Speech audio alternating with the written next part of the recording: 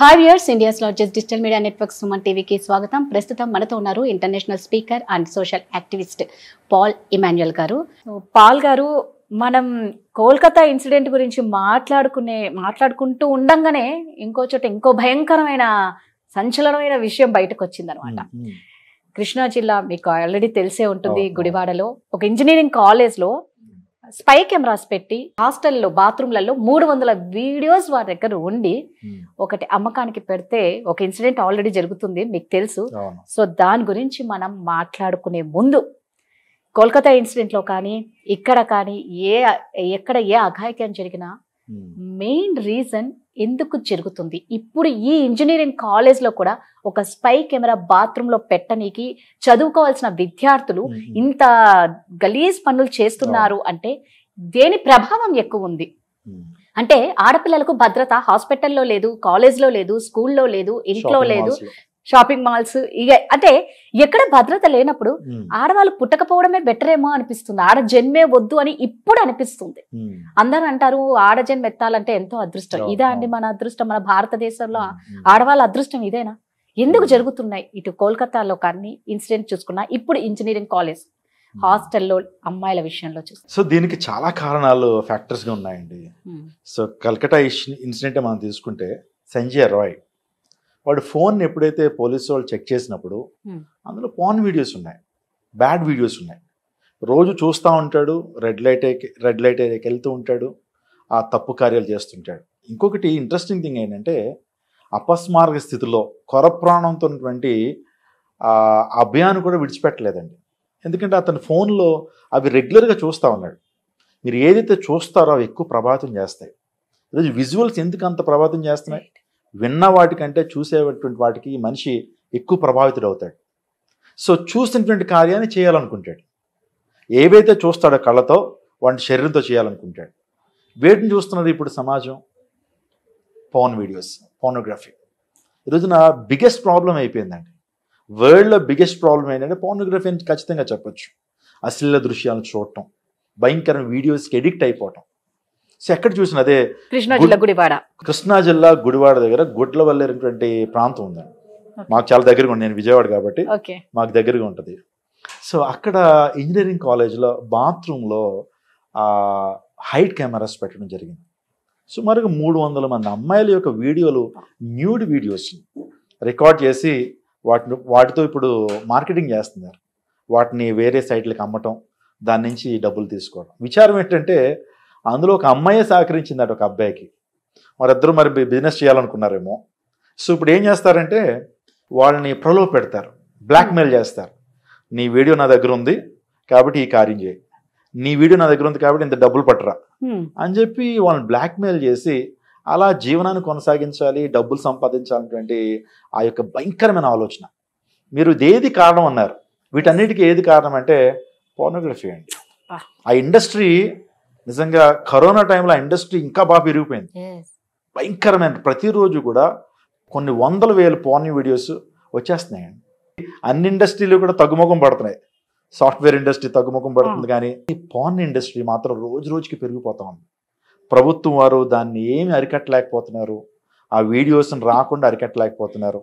So ప్రతి దాంట్లో sexuality, ప్రతి దాంట్లో చూడండి, ఒక యాడ్లో సెక్సువాలిటీ ఉండాలి, ఒక మూవీలో సెక్సువాలిటీ ఉండాలి. ప్రతి దాంట్లో సెక్సువాలిటీ లేకపోతే ప్రజలు దాన్ని ఆదరించరు అనేటువంటి ఆ భావన వచ్చేసిందండి. మంచిగా వీడియోలు చేస్తే ఎవరు చూస్తారు? మీరు ఇందాక మీరు అన్నట్టు మంచిగా సంస్కారవంతంగా వీడియోలు చేస్తే ఎవరు చూడరు. లేకపోతే మూవీస్లో కూడా ఆ యొక్క సాంగ్ ఏదో అంటారు, ఏంటంటే అది ఐటమ్ సాంగ్ లేకపోతే మూవీలు చూడరు. అంటే మనిషి యొక్క attitude and behaviour, mind set ఎంత భయంకరంగా మారిపోయిందో మీరు ఆలోచన చేయండి. సో ఈ హత్యలకు, మీ మానభంగాలకి, భయంకరమైన క్రైమ్ కారణం మనిషి చూస్తున్న దృశ్యాలు. ఆ పోర్నోగ్రఫీకి అలవాటు పోయి ఈ రోజున చాలా చిన్న చిన్న పిల్లలు అనంతపూర్లో 9th క్లాస్ అబ్బాయి 2nd క్లాస్ అమ్మాయిని రేప్ చేశాడంటే ఏంటంటే కారణం ఏంటి? ఆ టైంలో వాడి మైండ్లో అంతా కూడా ఎంత భయంకరమైన ఆలోచన లేకపోతే ఆ కార్యం చేస్తాడు. సో వీటన్నిటికీ కారణం పోర్నోగ్రఫీ అండి. దాని నుంచి విడుదల పొందాలి, దాని నుంచి యవ్వన సమాజం విడుదల పొందాలి. యవ్వనస్తులు ఏముందండి, పెద్దవారు సైతం కూడా దానికి ఎడిక్ట్ అయిపోతుంది. వాస్తవానికి మన బ్రెయిన్లో ఒక హార్మోన్ రిలీజ్ అవుతుంది. ఒక మంచి దృశ్యాన్ని చూసినప్పుడు ఆనందం ఎలా కలుగుతుంది? డోపమైన్. మన డోపమైన్ ఎప్పుడైతే రిలీజ్ అవుతుందో మనిషి కాసేపు ఆనందంగా ఉండగలుగుతాడు. కానీ డోపమైన్ అటువంటిది చెడు దృశ్యాలు చూస్తూ డోపమైన్ రావటం కాదు.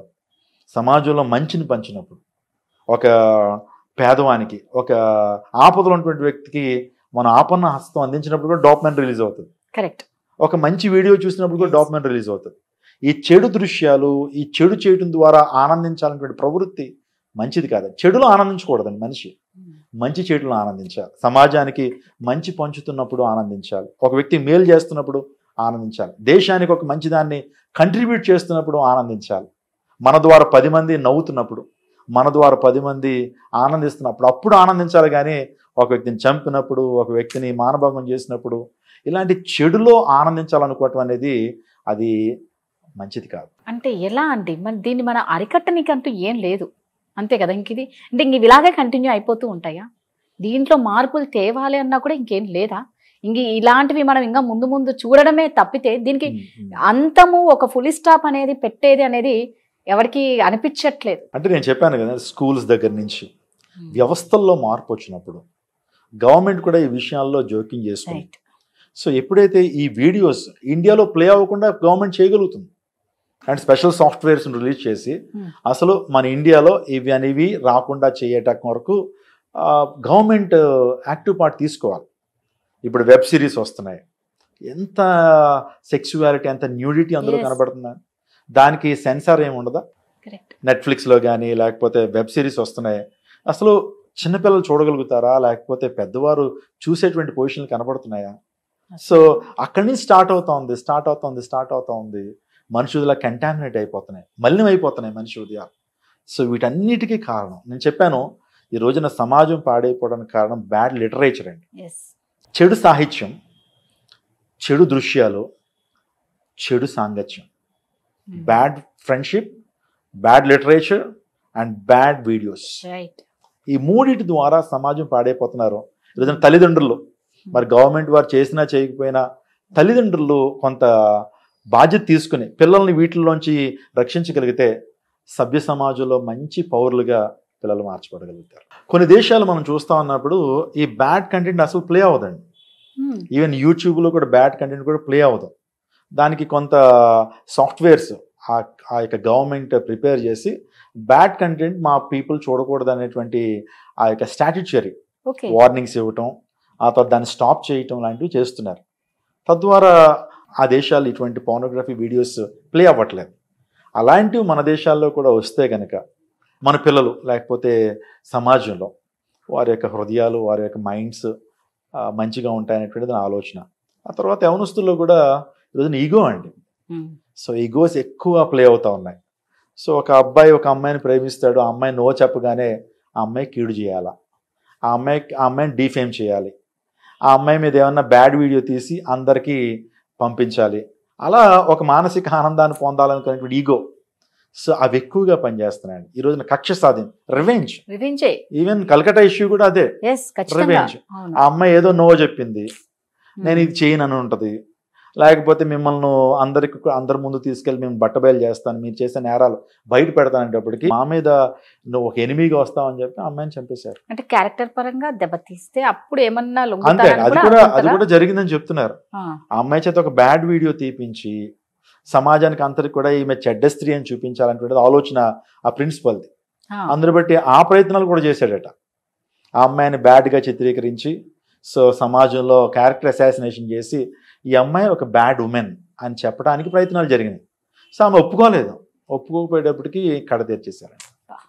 ఇవన్నీ ఫ్యాక్టర్స్గా ఉన్నాయండి. ఇప్పుడు మనం ఒక 10 నిమిషాలు మాట్లాడుకోవడం ద్వారా సమాజంలో మార్పు రాదు, కానీ ప్రతి ఒక్కళ్ళు కూడా చేంజ్ రావాలి. ప్రతి కుటుంబాల్లో కూడా చేంజ్ రావాలి. హృదయాలు మార్చబడాలి. నేను మారాలనే కోరిక ఉండాలి. సో తద్వారా సమాజంలో మార్పు రావచ్చు అండి. సూపర్ అండి, మీరు చెప్పింది కరెక్ట్. ఏదైనా సరే నాకు జరిగింది రేపు మన ఇంట్లో జరుగుతుంది, ఇది అందరికీ సంబంధించిందే అని ఎప్పుడైతే అనుకుంటారో నిజంగా అందరిలో మార్పు రావాలి అంటే అందరిలో ఒక చెప్పాం కదా స్వార్థం లేకుండా, ఫస్ట్ ఆఫ్ ఆల్ స్వార్థం ఉండొద్దు, ఎవ్వరికి జరిగినా ముందుకు 10 మంది రావాలి. యూనిటీ ఎప్పుడు ఉంటుందో ధైర్యంగా ఎవరైతే నోరు విప్పగలుగుతారో అప్పుడే ఈ అన్యాయాలని దారుణాలను మనం ఆపగలుగుతాము.